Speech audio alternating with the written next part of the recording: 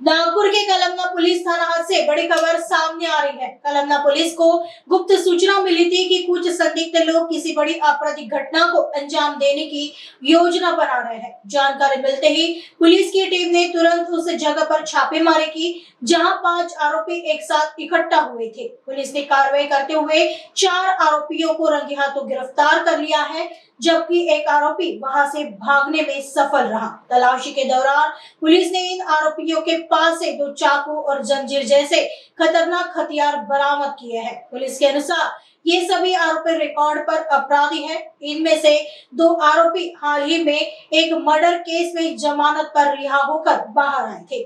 बाहर आने के बाद ये सभी मिलकर एक गैंग बनाने की कोशिश कर रहे थे, लेकिन पुलिस की सतर्कता ने उनकी इस साजिश को पहले ही भांप लिया और उन पर कड़ी नजर रखी। फिलहाल इन 5 आरोपियों के खिलाफ मामला दर्ज कर लिया गया है। आगे की जांच कलमना पुलिस कर रही है।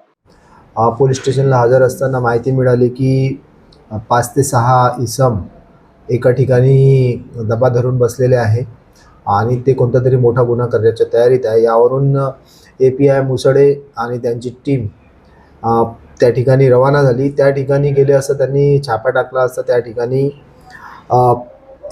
हेमकुमार हिरवानी, लोकेश साहू, अंकित रोकडे, राजा साहू, लखन साहू आणि या 5 आरोपी मिळून आले आणि एक ऋतिक हिरवानी हा तिथून पळून जाण्यात यशस्वी झाला। या 5ही आरोपींची झडती घेतली असता त्यांच्याकडे चाकू, 2 चाकू, चेन अशा प्रकारचे हत्यार मिळून आले। ते सर्व हत्यार त्यांच्याकडून जप्त करण्यात आले। हे सर्व आरोपी रेकॉर्डवरील असून नुकतेच 1 महिन्यापूर्वी यातील 2 आरोपी मर्डर सारख्या गुन्ह्यातून जमानतवर सुटून आलेले आहेत आणि जमानतवर सुटून आल्यानंतर हे सर्व आरोपींनी एक गँग तयार करण्याचा प्रयत्न चालू ठेवलेला होता, अशी माहिती आमच्यापर्यंत येत होती।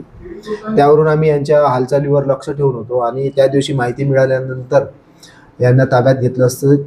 हे कुठेतरी मोठा गुन्हा तयार करण्याची तयारी करीत असल्याचे दिसून आले। त्यामुळे त्यांच्या विरुद्ध गुन्हा दाखल करून अधिक तपास सुरू आहे।